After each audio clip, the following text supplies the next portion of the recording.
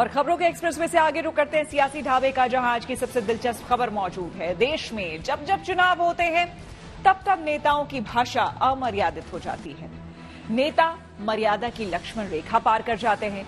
एक ऐसा ही बयान जम्मू कश्मीर के जसरोटा में चुनाव प्रचार के दौरान देखने को मिला, जहां कांग्रेस अध्यक्ष मल्लिकार्जुन खड़गे की तबीयत बिगड़ी तो उन्होंने सीधे सीधे प्रधानमंत्री मोदी से इसे जोड़ दिया। उन्होंने कहा कि मैं तब तक जिंदा रहूंगा जब तक प्रधानमंत्री मोदी सत्ता से बाहर नहीं हो जाते। अब खड़गे के इस बयान के बाद चुनावी माहौल में सियासी संग्राम छिड़ गया है। बीजेपी ने पलटवार करते हुए कहा है कि कांग्रेस और खड़गे का मन नफरत से भरा हुआ है, तो वहीं कांग्रेस कह रही है कि बीजेपी नेता बेमतलब की बात करते हैं।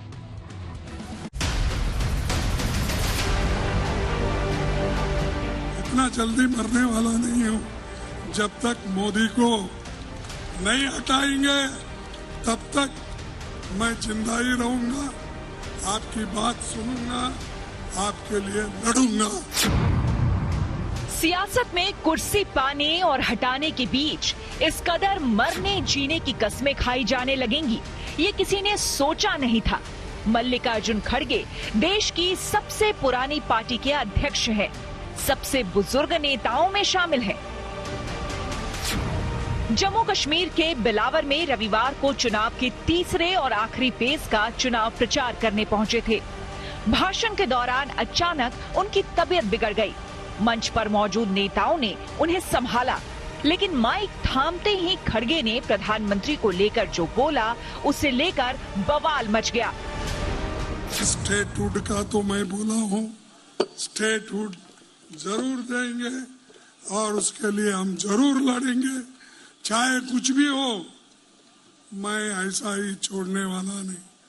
अब मेरे को तो 83 इयर्स चल रहे, इतना जल्दी मरने वाला नहीं हूं। जब तक मोदी को नहीं हटाएंगे तब तक मैं जिंदा ही रहूंगा, आपकी बात सुनूंगा, आपके लिए लड़ूंगा। खड़गे की तबीयत बिगड़ने की खबर जब प्रधानमंत्री मोदी तक पहुंची तो उन्होंने फोन पर उनका हालचाल जाना, लेकिन तब तक खड़गे का मोदी पर दिया ये बयान सियासी तूफान बन चुका था। गृह मंत्री अमित शाह ने सोशल मीडिया एक्स पर लिखा, कल कांग्रेस अध्यक्ष मल्लिकार्जुन खड़गे ने अपने भाषण में अपमानजनक व्यवहार करके दुख, अपने नेताओं और अपनी पार्टी को पीछे छोड़ दिया।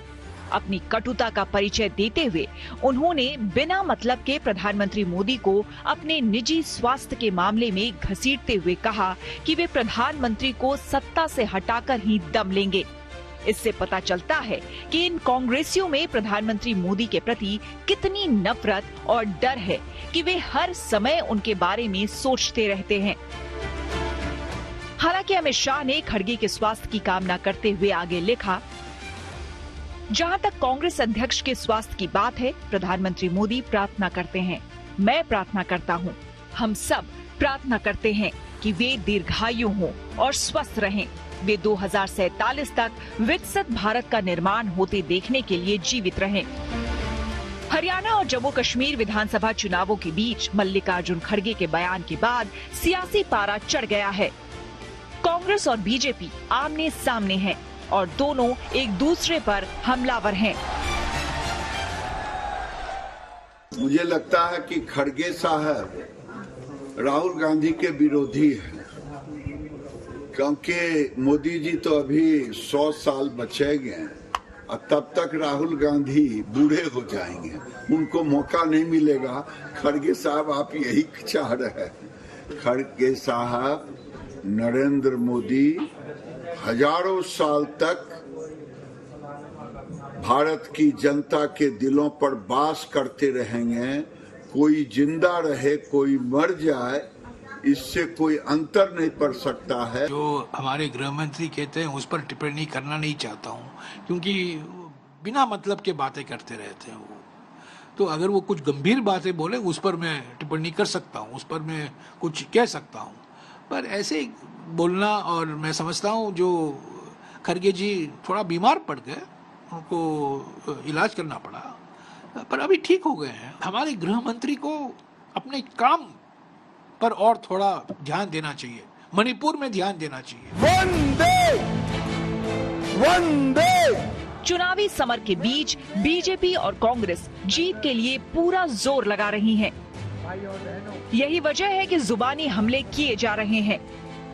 बीजेपी ने कहा कि खड़गे का मन नफरत से भरा है, तो कांग्रेस ने पलटवार किया कि मोदी से नफरत नहीं बल्कि देश से मोहब्बत है।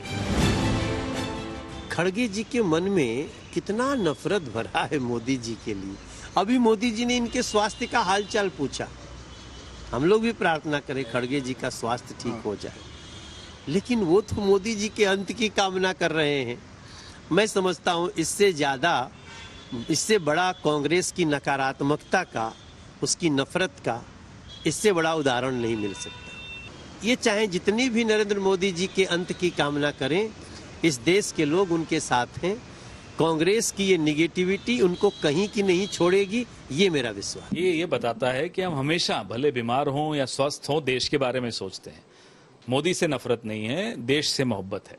और क्योंकि देश से मोहब्बत है, इस देश को नरेंद्र मोदी और अमित शाह के चंगुल से निकालना हमारा जिंदगी का लक्ष्य है। इसमें कोई गलत बात नहीं। हम तो बड़े गौरवान्वित महसूस करते हैं अपने आप को कि हमें इतना अच्छा लक्ष्य मिला। अमित शाह जी डिस्टेस्टफुल शब्द समझ गए, स्पेलिंग भी आ गई, मीनिंग भी आ गया, तो हमें उम्मीद है कि भारतीय जनता पार्टी लोगों की, नेताओं की जुबान थोड़ी काबू आएगी और टेस्टफुल रिमार्क्स करने लग जाएंगे। सहयोगी दल भी मुख्य पार्टियों की लाइन पर ही चल रहे हैं, जो जिधर हैं उधर का पक्ष ले रहे हैं। मैं खड़गे जी के बयान से सहमत नहीं हूं। उनका बयान निराशाओं से और विद्वेषता से भरा हुआ है। प्रधानमंत्री के लिए उनको इस तरह की कसम धर्म नहीं खानी चाहिए। ये राजनीति है, ये विचारों की विभिन्नता है। ये आदरणीय खड़गे जी का आत्मविश्वास है, ये जो इच्छा शक्ति है, संकल्प शक्ति है, जो उनमें काम करने की अभी भी क्षमता है, ऊर्जा है, ये उनके वक्तव्य से दिख रहा है। बता दें कि जम्मू कश्मीर के तीसरे और आखिरी चरण के लिए कल यानी 1 अक्टूबर को 40 सीटों के लिए वोट डाले जाएंगे और चुनाव नतीजे 8 अक्टूबर को आएंगे। Bureau report, good news today.